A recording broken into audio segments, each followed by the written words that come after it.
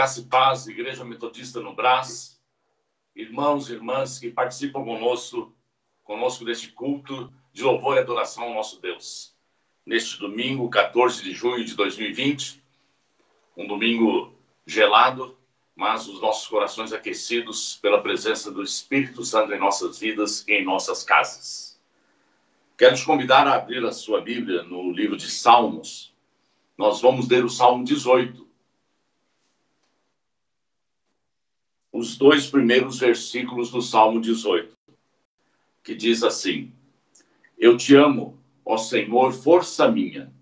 O Senhor é minha rocha, a minha cidadela, o meu libertador, o meu Deus, o meu rochedo em que me refugio, o meu escudo, a força da minha salvação, o meu baluarte. Esse é o nosso Deus. É nele que nós buscamos refúgio, socorro nos momentos que estamos vivendo. E ele está sempre com os braços abertos para nos acolher. Vamos depositar aos pés do nosso Deus, do Todo-Poderoso, do Eterno, a nossa adoração. Feche os teus olhos, curve a sua fronte e vamos orar. Querido Deus, Eterno Pai, te adoramos, Senhor. Te adoramos por tudo que o Senhor é. Te adoramos por tudo aquilo que recebemos de Ti para te adorar, para colocar diante de Ti as nossas vidas, principalmente neste dia em que estamos reunidos para cultuar a Ti, para prestar um culto a Ti, um culto de adoração, louvor, gratidão por tantas bênçãos recebidas. Recebe a nossa adoração na noite deste domingo. Oramos em nome de Jesus Cristo. Amém. Amém. Vamos entoar, acompanhados pelo Wesley Lacerda, o hino 327. Hino 327, Chuvas de Bênçãos.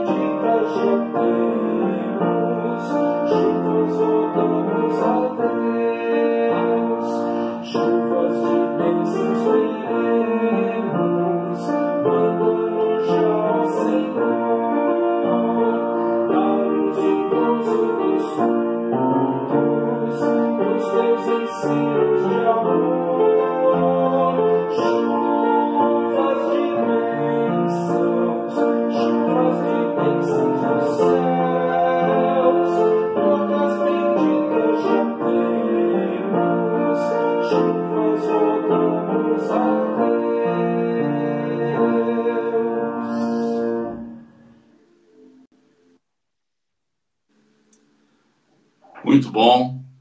Quantas bênçãos temos recebido das mãos do Senhor. Elas vêm até nós mesmo com chuvas de bênçãos. O Senhor tem preparado para cada um de nós. Meu amado irmão, minha amada irmã, quero te convidar nesse momento a ter um tempo de oração silenciosa, individual, um tempo de confissão. A primeira carta de João, no capítulo 2, versículo 1, diz assim: Filhinhos meus, estas coisas vos escrevo para que não pequeis. Se todavia alguém pecar, temos advogado junto ao Pai, Jesus Cristo o justo. O Senhor requer de nós santidade, uma vida caminhando em santidade. E é por isso que nós podemos olhar para esse texto e dizer: é possível, vamos orar, vamos depositar as nossas vidas nas mãos do Senhor. Vamos confessar diante do Senhor os nossos pecados neste momento. Curva a sua fronte, feche os teus olhos e faça uma oração silenciosa, pedindo ao Senhor que o perdoe, que o purifique, que o lave com o seu precioso sangue. Vamos orar.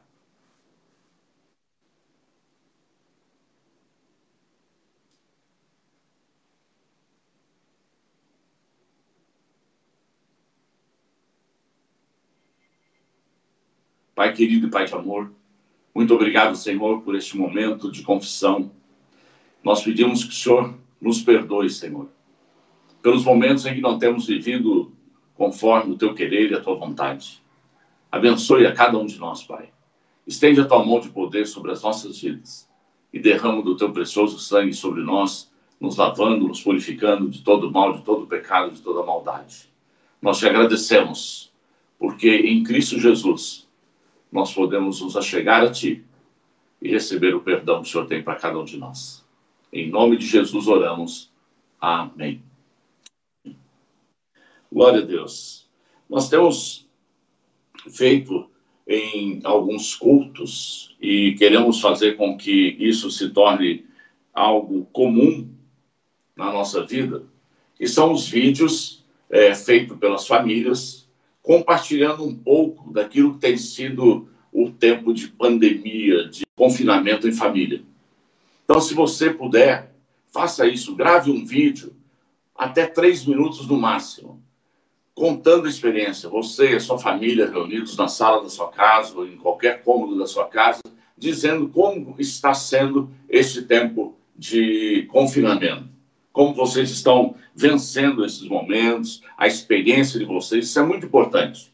E hoje nós vamos trazer a experiência da Claudinha, da dona Natalina e da Ellen, que compartilharam conosco a respeito da sua experiência nesse tempo de confinamento. Que Deus abençoe. A paz do Senhor, igreja. Graças a Deus aqui está tudo bem. Eu estou muito feliz que a Claudinha está trabalhando em casa e a Ellen está fazendo a faculdade em casa. Mas no momento eu estou achando ruim que eu não posso receber visita e nem posso visitar ninguém. Aí eu estou achando muito ruim isso. Oi, igreja. Então, assim como eu falei para elas, minha vida já era uma quarentena, né? Eu não saía tanto, saía só para estudar, vinha para casa. Então, assim, no começo foi um pouco estranho, né? Depois a gente acostumou.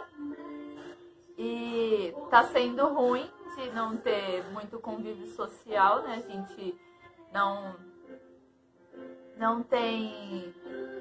Você não sai mais, você não pode mais, tipo, com tanta naturalidade ver pessoas que eu gosto, não sou uma pessoa... Eu sou uma pessoa tímida, mas eu não gosto de ficar sozinha, eu gosto de bastante.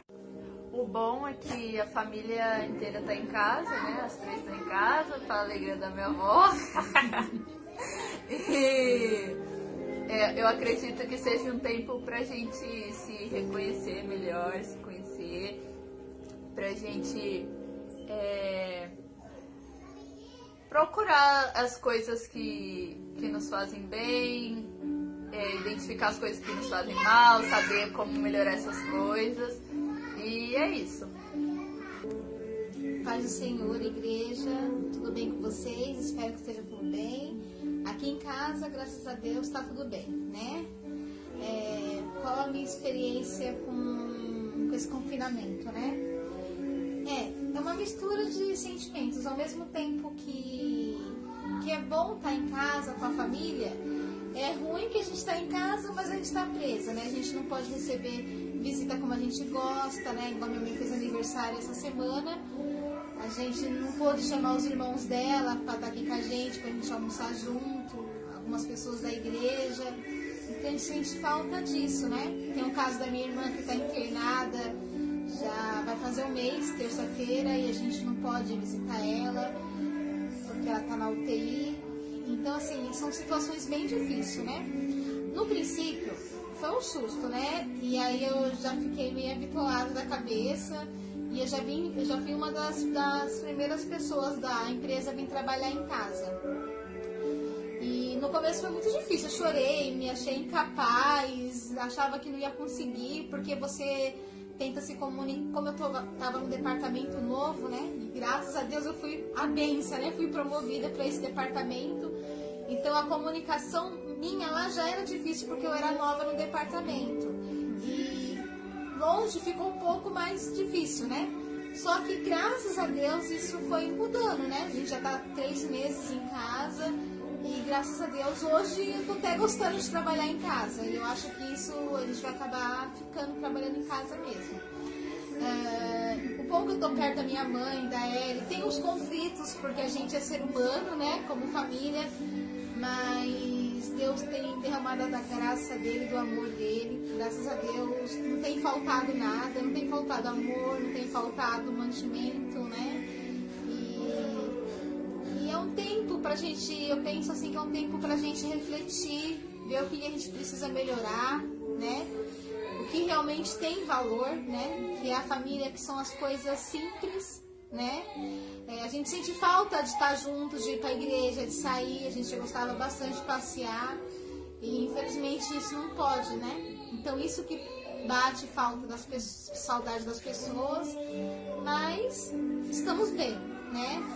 Eu quero deixar um versículo para a igreja que isso traz muita paz no meu coração e no coração da minha família, né? Que está lá em Romanos 8, 28, que fala assim: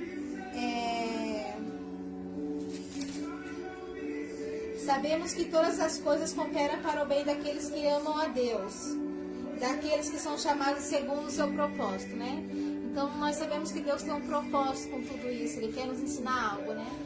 Que nós possamos ouvir a voz do nosso Pai e se tornar pessoas melhores, né? Então, a paz do Senhor, igreja, que Deus abençoe. Um ótimo domingo para todos. Tchau.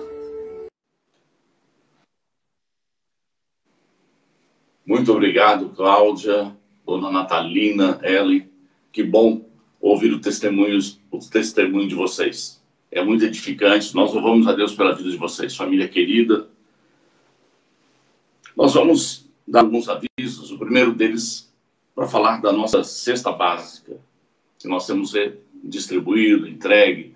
Semana passada, os irmãos puderam tomar conhecimento que entregamos algumas cestas para as nossas crianças da escola dominical. Então, como eu posso doar?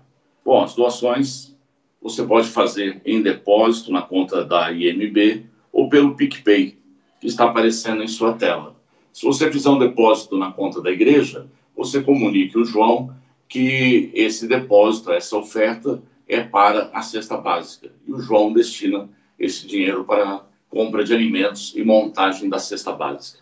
Então, nós temos atendido não só as crianças da escola dominical, temos atendido famílias que são ligadas a nós e que estão passando por dificuldade. Então, nós sempre fazemos e continuamos fazendo apelos. Se você tem alguma necessidade, passa por alguma dificuldade, fale conosco. Não fique sozinho neste tempo de confinamento. Fale conosco. Nós estamos prontos para estender a nossa mão. Que Deus abençoe a sua vida. Que Deus abençoe você que tem colaborado conosco nessa campanha. Segundo aviso, amanhã o MIREFA, que é o Ministério Regional da Família, estará em uma live com a doutora Priscila, da Igreja Metodista, em Sorocaba, falando sobre o Covid-19 e a vacina que estão sendo desenvolvidas. Um papo muito bom, onde você poderá tirar muitas dúvidas. A doutora Priscila hoje é referência no trato do Covid-19. Então vamos lá, vamos assistir amanhã às 20 horas, o MIREFA, no Instagram, está aí o cartaz. Vamos compartilhar, vamos participar dessa live, que vai ser muito interessante para todos nós. Que Deus abençoe a cada um de vocês. Vamos continuar neste tempo de louvor ao nosso Deus. Quero convidar então a Nice, a Mari e o Isaías Júnior para nos dirigirem em louvor neste momento. Deus te abençoe. Graça e paz, irmãos e irmãs. Estamos aqui mais uma vez para louvar o nosso Deus, o único que é digno de receber todo louvor, toda adoração. Amém? Eu vou ler com vocês 4 versos do Salmo 47, verso 1 e 2, diz assim: batam palmas, vocês todos os povos, aclamem a Deus com cantos de alegria, pois o Senhor Altíssimo é temível, é o grande Rei sobre toda a terra. Versos 6 e 7. Ofereçam música a Deus, cantem louvores, ofereçam música ao nosso Rei, cantem louvores. Pois Deus é o Rei de toda a terra, cantem louvores com harmonia e arte. E em uma outra versão diz: cantem louvores com sua inteligência. Amém? É isso que nós vamos fazer, continuar louvando ao Senhor, né? O único que é digno de receber louvor e adoração e toda honra e toda glória, né? Então, no primeiro cântico que a gente vai ministrar, diz assim: Jesus, te entronizamos, declaramos que és Rei, é o que a tua palavra diz e é o que nós acreditamos. Amém? E mais para o final do cântico vai dizer: tome o teu lugar, que o Senhor possa tomar o teu lugar, né? O lugar dele em nossas vidas. E nós vamos estar ministrando também, pedindo ao Senhor que ele venha para nossa casa, que ele venha para nossa vida, porque ele é bem-vindo. E que nós possamos verdadeiramente nos esvaziar, para que assim nós possamos ser cheios do Espírito Santo de Deus, ser cheios do que o Jesus pode fazer em nós, amém? Então que esse seja o nosso desejo, de buscá-lo, de adorar o Rei dos Reis, o Senhor dos Senhores. E eu estava pensando esses dias que as circunstâncias, ela tem, vamos dizer, não permitido que a gente esteja, né, na igreja, no templo, que a gente tanto gosta de estar para celebrar, para buscar a Deus, para estar com os irmãos e irmãs, né? Isso ela nos impede, mas ela não tem o poder de impedir que a gente busque ao Senhor em espírito e em verdade, né? Com todo o nosso coração, com todo o nosso entendimento, com tudo que somos e temos, amém? Então o Senhor prometeu que estaria conosco todos os dias das nossas vidas, e é nessa certeza que nós vamos buscar Ele neste momento, louvando ao Senhor.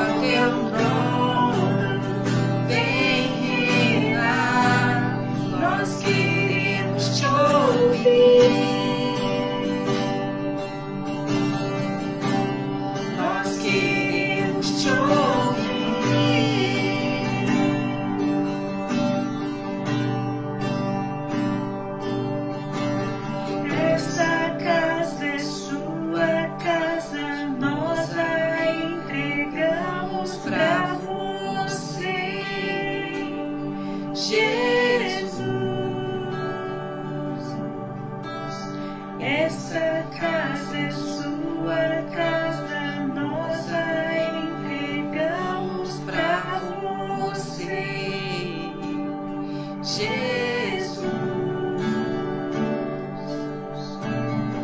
Esta casa é sua casa, nós a entregamos pra você, Jesus.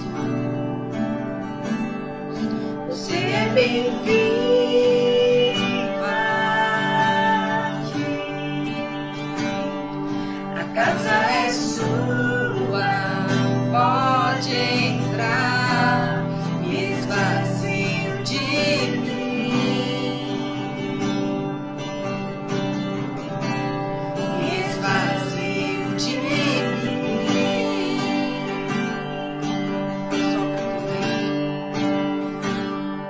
Sopra teu vento aqui, toma teu trono, vem reinar, nós queremos te ouvir, nós queremos te ouvir.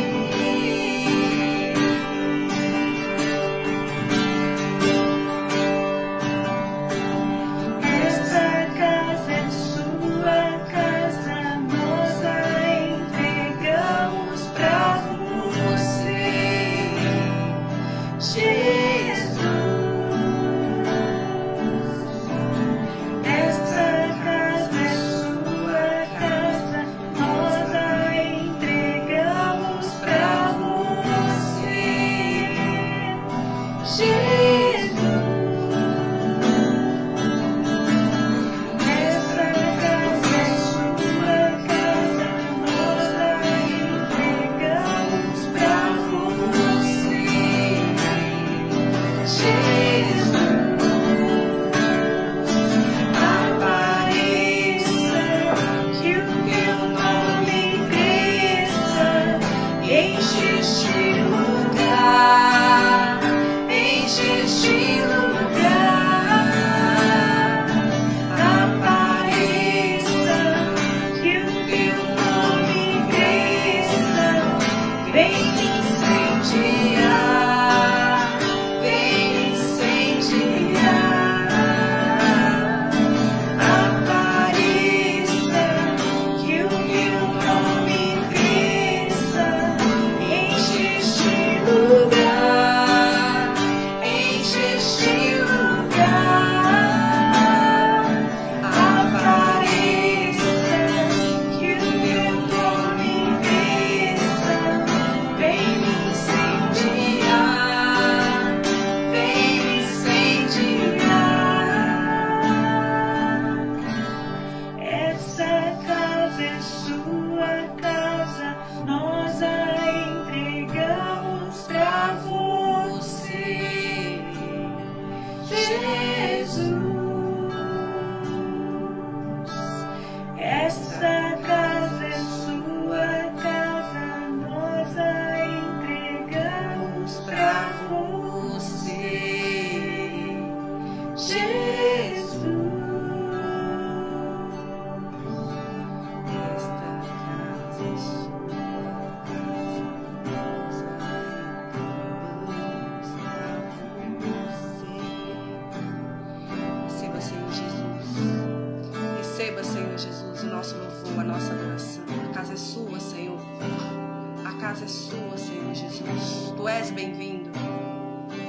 Tu és bem-vindo, Senhor Jesus, em nossas vidas, em nossos corações. Aleluia. Glória a Deus. Boa noite, irmãos e irmãs, graça e paz, igreja. Quero te convidar a abrir a sua Bíblia lá no texto de João, o primeiro capítulo de João, a partir do versículo de número 35. A gente vai relembrar um pouco da história de João Batista, mas eu quero falar de uma coisa específica sobre a vida de João Batista e uma coisa que é muito possível de acontecer também em nossas vidas. A gente vai falar um pouquinho sobre o discipulado. Então, João, capítulo 1, a partir do versículo 35, vai nos dizer assim: No dia seguinte, João estava outra vez na companhia de 2 dos seus discípulos. E vendo Jesus passar, disse: Eis o Cordeiro de Deus. Os 2 discípulos, ouvindo-o dizer isto, seguiram Jesus. E Jesus, voltando-se e vendo que o seguiam, disse-lhes: O que vocês estão procurando? E eles disseram: Rabi, que quer dizer mestre, onde o Senhor mora? Jesus respondeu: Venham ver. Então eles foram, viram onde Jesus estava morando e ficaram com ele aquele dia. Eram mais ou menos 4 da tarde. André, o irmão de Simão Pedro, era um dos 2 que tinham ouvido o testemunho de João e seguido Jesus. Ele encontrou primeiro o seu próprio irmão Simão, a quem disse: Achamos o Messias. Messias quer dizer Cristo. E o levou a Jesus. Jesus olhou para ele e disse: Você é Simão, filho de João, mas agora será chamado Cefas. Cefas quer dizer Pedro. Vamos orar? Pai, nós somos gratos a Ti por esse dia, por esse tempo de culto, por poder Te louvar, engrandecer o Teu nome. Mas nesse momento, Senhor, nós pedimos mais do que nunca que o Senhor fale conosco. Fale ao nosso coração, que a Tua palavra chegue a nós como uma palavra desafiadora para mudança de vida, mudança de mente, mudança de hábitos, que sejamos realmente cada vez mais parecidos contigo naquilo que o Senhor tem proposto para nós. Nós oramos em nome de Jesus. Amém. Amém. Tem algumas coisas interessantes nesse texto de João, capítulo 1. A introdução do capítulo, João vem aqui falando sobre Jesus ser o Verbo, desde o princípio estar com Deus. A gente vê o testemunho de João Batista e a gente se depara com a fala de João Batista que Jesus era o Cordeiro de Deus. E aqui, então, a gente começa a narrativa dos primeiros dos discípulos de Jesus. E a gente encontra aqui um testemunho sobre como se dá o processo do discipulado, a caminhada do discipulado, do que é discipulado, e como compartilhar, como se fazer discipulado, né? Primeira coisa que me chama a atenção. O texto fala que João estava, caminhando na companhia de 2 dos seus discípulos. Então, uma coisa interessante, muita gente pensa que discipulado é uma prática cristã apenas, mas o discipulado ele já acontecia antes de Cristo. A gente encontra relatos de discipulado na história em muitos outros contextos. E aqui João Batista já tinha discípulos andando com ele, no caso eram 2, certo? O conceito de discipulado aqui é você ter um mestre e você ter pessoas que seguem esse mestre por sua sabedoria, pelos seus ensinamentos, por aquilo que ele entende e compreende como sentido de vida e existência e pode passar para os seus seguidores. E isso era muito comum lá na Grécia Antiga, isso acontecia. Inclusive, as pessoas de maiores posses, elas eram enviadas a mestres específicos para que fossem instruídas em toda a sabedoria. E que não era diferente. E aí a gente percebe uma coisa, o processo de discipulado se dá na identificação de uma pessoa com um mestre ou com alguém que pode lhe passar alguma coisa preciosa, né? Existe uma credibilidade na fala do mestre. Existe uma autoridade no mestre em relação aos seus discípulos. E aqui João, andando com aqueles 2, vê Jesus passando e faz uma declaração: Eis o Cordeiro de Deus. A gente não vai nem entrar tanto nessa questão do Cordeiro de Deus, embora a gente saiba que se refere a Jesus por conta do seu sacrifício, né? Daquilo que ele haveria de fazer, de ser entregue como Cordeiro. Mas não se atentando especificamente a isso, mas no poder da palavra de João Batista, na sua autoridade sobre os seus discípulos, na credibilidade dos seus discípulos. A frase de João Batista foi essa apenas: Eis o Cordeiro de Deus. E aqueles 2 discípulos, ouvindo isso, imediatamente seguiram a Jesus. Eles deram crédito àquilo que João Batista falou. Eles acreditaram de fato de que João Batista estava lhes apresentando o tão esperado Messias. É lógico que a gente sabe que aquele povo esperava ansiosamente o Messias, mas eles não tiveram dúvidas, tamanha credibilidade que tinham as palavras de seu discipulador, no caso aqui João Batista. E isso já serve de reflexão para nós. Quando eu vejo um texto desse, eu começo a me perguntar, como chegam as minhas palavras àqueles que me escutam? Como é que as pessoas estão recebendo aquilo que eu tenho falado? Como é que as pessoas estão percebendo aquilo que eu estou vivendo e aquilo que eu estou comunicando, aquilo que eu estou passando? Será que as minhas palavras estão chegando às pessoas de forma positiva? Será que as minhas palavras estão chegando para as pessoas de uma forma aceitável? Será que eu tenho credibilidade na minha fala?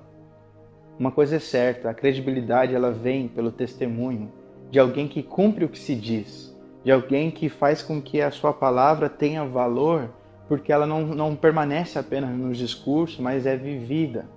E João ele demonstra aqui esse tipo de comportamento quando seus discípulos acatam essa fala dele e se dispõem a seguir Jesus, porque o mestre apontou um caminho até Jesus. No caso, João Batista apontou esse caminho até Jesus. E aí eu me pergunto, e certamente você também pode fazer essa pergunta e começar a pensar, será que o meu evangelismo, será que a minha fala, o meu conselho são efetivos? Será que aquilo que eu tenho compartilhado com as pessoas está fazendo efeito? Se sim, é porque certamente há uma identificação com aquilo que você fala, há uma confiança naquilo que você fala, há uma disposição em aceitar o seu conselho. Senão a gente pode repensar e começar a olhar para a nossa vida e falar assim, o que é que eu preciso fazer para ser alguém que alcança as pessoas com aquilo que eu falo? Lógico, muitas pessoas vão acabar lembrando agora daquela fala de um pregador famoso, Charles Spurgeon, dizendo, pregue se necessário, use palavras. A gente tem que pregar principalmente com a nossa vida, com as nossas atitudes.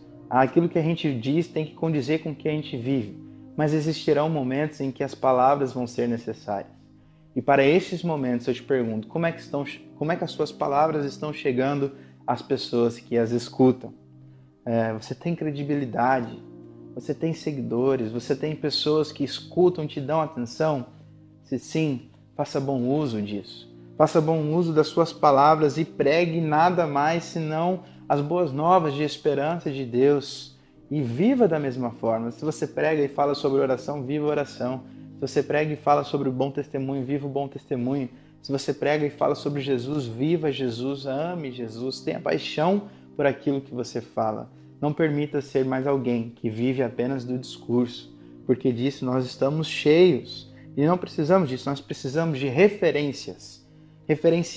Então, o texto aqui ele está nos falando de uma pessoa que se torna referência para os seus discípulos e por isso tem toda a credibilidade. Os discípulos então se dispuseram a ouvir e seguir Jesus. Jesus, obviamente, que percebe que duas pessoas começaram a segui-lo e é interessante que eu percebo aqui até de certa forma um jogo de palavras de Jesus, embora ele soubesse o porquê eles estavam seguindo, ele fez questão de perguntar, o que é que vocês estão procurando? Tipo, por que vocês estão me seguindo? E aqui traz uma outra reflexão. Hoje, mais cedo, eu estava pensando, por que é que eu sigo a Jesus? Por que é que eu entrego a minha vida diariamente? Por que é que eu tomei a decisão de seguir a Jesus? Por que é que eu insisto em permanecer com Jesus? E Jesus ele faz essa pergunta não só para os discípulos, mas para nós hoje também. Porque hoje é um tempo que nós repensarmos, através dessa palavra, por que é que nós seguimos Jesus? O que é que nos levou até Jesus? Foi alguém? Foi a fala de alguém? Foi a inspiração de alguém? Então, você depositou sua confiança na fala de alguém e encontrou Jesus nessa fala. E agora a pergunta é, uma vez que você encontrou Jesus, por que que você permanece seguindo Jesus? O que você procura em Jesus? Porque eu tenho certeza que aquilo que você procura, você vai achar. Porque Deus está disposto a se relacionar não apenas naquilo que é da vontade dele, mas também suprindo a necessidade do coração humano. Nós temos que viver em função dos anseios e das expectativas do coração de Deus. Mas é fato que nós, como seres humanos, também somos filhos de Deus e recebemos o cuidado e a herança de Deus em também fazer aquilo que faz parte dos nossos sonhos e das nossas vontades. A minha avó sempre me dizia, lembrava do Salmo 37, que fala: entrega o teu caminho ao Senhor, confia nele e o mais ele fará. Deus ele olha também para aquilo que nós temos de anseios e expectativas. Não que seja uma via de mão dupla, de troca, mas é um relacionamento, e nos relacionamentos importam ambos os lados. Uma vez que a gente adora Deus, Deus, no meio da nossa adoração, Ele faz maravilhas por nós, e o maior exemplo disso é o cuidado que nós recebemos diariamente. Mas ainda assim, Jesus, mesmo conhecendo e sabendo aquilo que a gente precisa, quando a gente se dispõe a segui-lo, Ele ainda pergunta para nós: o que é que vocês estão procurando? E os discípulos, lá no versículo 38, eles falam para Jesus, Rabi, que quer dizer mestre, o próprio texto bíblico já nos traz essa explicação. Eles perguntam sobre a morada de Jesus. Jesus, onde é que o Senhor mora? E essa pergunta aqui, ela pode ser levada a uma reflexão muito profunda, muito intensa, sobre como nós procuramos um lugar de segurança. Por que eu falo lugar de segurança? Porque para nós, um lar, a nossa morada, a nossa casa, é um lugar onde nós podemos ser quem nós somos, sem capas, sem máscaras, sem aparências nenhuma. Nós temos a liberdade de ser quem nós somos. Então, quando os discípulos chegam para Jesus e perguntam para Jesus, Jesus, onde o Senhor mora? Eles estão, na verdade, perguntando para Jesus, Jesus, a gente quer ir nesse lugar de segurança, a gente quer ir nesse lugar secreto, nesse lugar onde o Senhor faz morada, para que ali a gente encontre e saiba quem de fato o Senhor é e também possamos ser quem nós somos na nossa integralidade, nos nossos sentimentos, realmente se expor diante de Deus. Havia aqui um desejo de se apresentar e conhecer a intimidade. Quando a gente fala de levar alguém para nossa casa, a gente está revelando a nossa intimidade para essa pessoa. Não é à toa que a gente não convida qualquer pessoa que a gente acha na rua para entrar na nossa casa. Existe todo um padrão, uma sequência de fatos que a gente analisa antes de convidar alguém para entrar na nossa casa. Quando você faz uma nova amizade, chega a um ponto que você entende: agora sim, estou preparado para receber essa pessoa na minha casa. Porque você espera um mínimo de intimidade para você revelar aquilo que você é, aquilo que é a sua casa, aquilo que é o seu íntimo. Mas Jesus não hesita em apresentar a intimidade dele, a sua morada, o seu lugar de segurança. E ele diz, venham ver. Nada melhor do que você mostrar para a pessoa aquilo que você é, para que ela te entenda e te compreenda. E aí eles viram onde Jesus morava, ficaram com ele durante aquele dia, e certamente foi um dia precioso, um dia rico, E aí esses discípulos, depois de terem passado o dia com Jesus, vão embora, O texto fala que era no final da tarde, eles vão embora, e André, irmão de Pedro, ele foi um desses dois que passaram um dia com Jesus, e ele encontra primeiramente o seu irmão, e ansioso ele grita e fala para o seu irmão ali, olha, a gente achou o Messias, a gente achou o Cristo, a gente achou aquele que a gente tanto esperava. E a primeira atitude dele foi levar seu irmão a Jesus, e quando Jesus olha ali para Pedro, ele no caso Simão, naquela época, ele chama Simão de Cefas. Hoje você vai ser chamado de Cefas, que quer dizer Pedro. Aqui a gente vê um outro processo. A gente está falando sobre discipulado. E a gente precisa respeitar todas as etapas, os processos do discipulado. Primeira coisa, você se identifica com alguém. Você se identifica com uma causa. Você compra essa causa. Você começa a escutar essa pessoa, ouvir os conselhos dessa pessoa. No caso desses discípulos, essa pessoa foi João Batista. Essa pessoa ela é responsável por abrir um caminho, mostrar um caminho, apontar um caminho.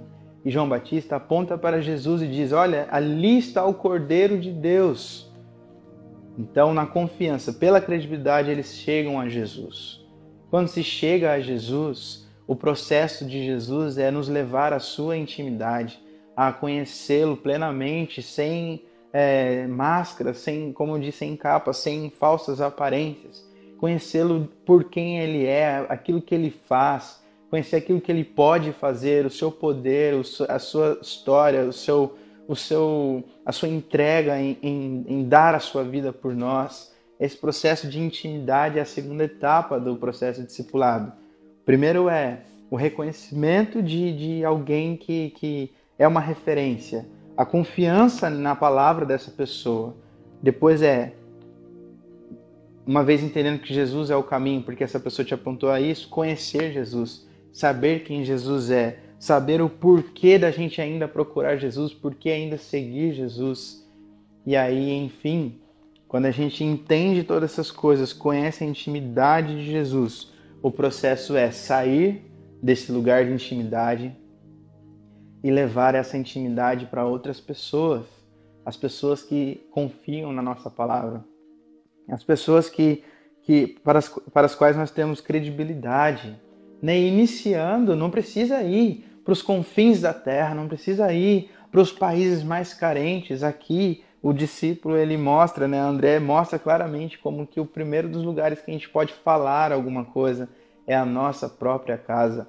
Ele chegou ao seu irmão e disse: olha, nós achamos o que nós esperamos de melhor neste mundo.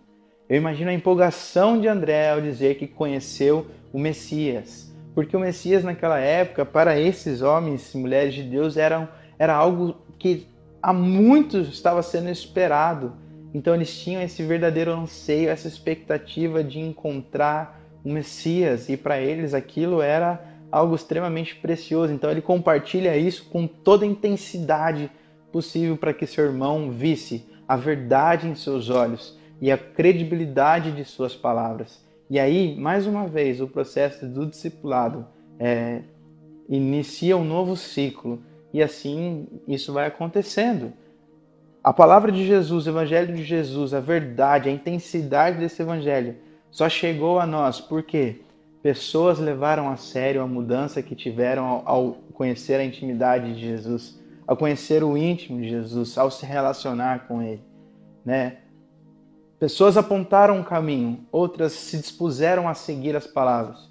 E assim, esse ciclo foi sempre se reiniciando, porque aqueles que conheceram, mais uma vez compartilharam. Então você conhece, você escuta, você confia, aí você parte para a intimidade, para o relacionamento e depois você compartilha. E aí aquela próxima pessoa, ela vai pela credibilidade da sua palavra, seguir, conhecer, se relacionar, ser íntimo, e mais uma vez compartilhar, e mais uma vez compartilhar, e isso foi acontecendo, a igreja foi se estruturando, as pessoas foram ouvindo a história de Jesus, ouvindo a causa de Jesus, ouvindo esses testemunhos, e o processo de discipulado está na igreja presente desde seus princípios, seus primórdios.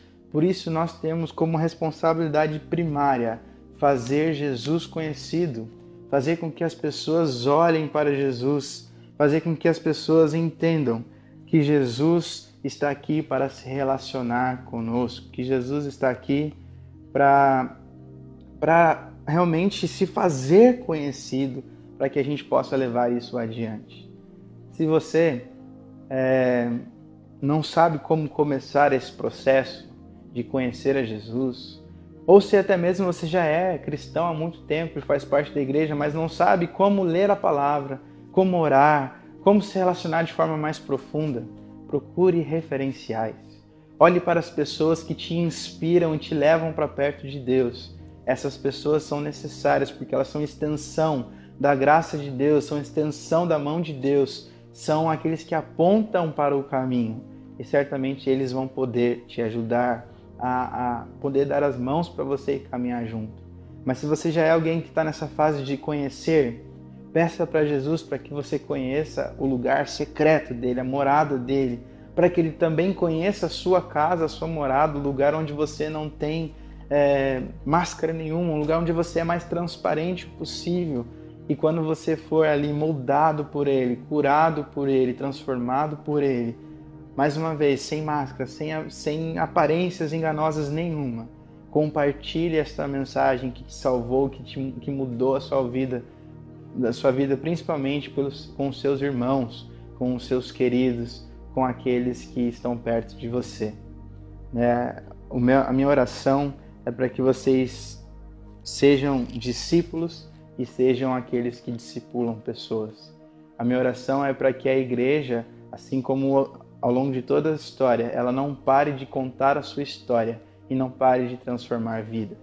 Que Deus te abençoe, que Deus te capacite para isso, que Ele faça de você alguém referencial para as outras pessoas.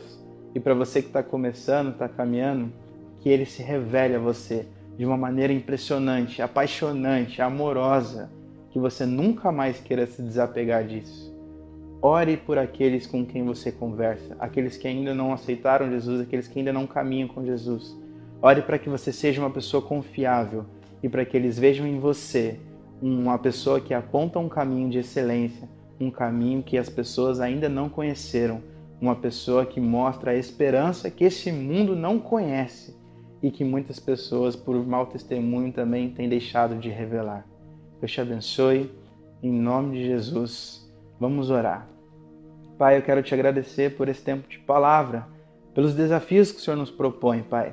São coisas simples, mas são desafiadoras porque elas mexem com o nosso interior, com aquilo que nós somos, com aquilo que fazemos.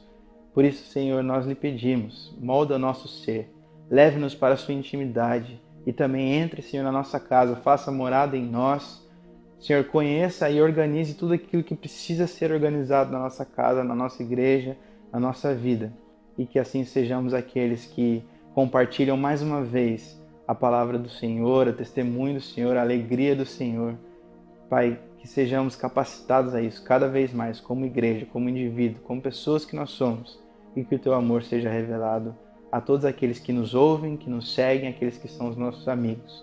Que o ciclo do discipulado jamais seja interrompido, até que o Senhor volte, e assim estejamos todos contigo. É a nossa oração em nome de Jesus. Amém. Amém. Deus abençoe. Amém. Muito obrigado, Caleb. Deus abençoe a sua vida ministerial ao lado da Júlia. A palavra certamente impactou o coração da igreja nessa noite. Igreja, que Deus abençoe vocês. Tenham uma boa semana. Lembrando que na quinta-feira estaremos no nosso culto de oração às 20 horas. Deus se revela cada vez mais. É o nosso desejo. Receba um abraço meu, da minha família, do Caleb e da família dele. Que Deus abençoe vocês todos. Vamos receber a bênção. Que a bênção do Deus Todo-Poderoso, Pai, Filho e Espírito Santo, abençoe a tua vida, a vida dos teus queridos e familiares, hoje e eternamente. Amém.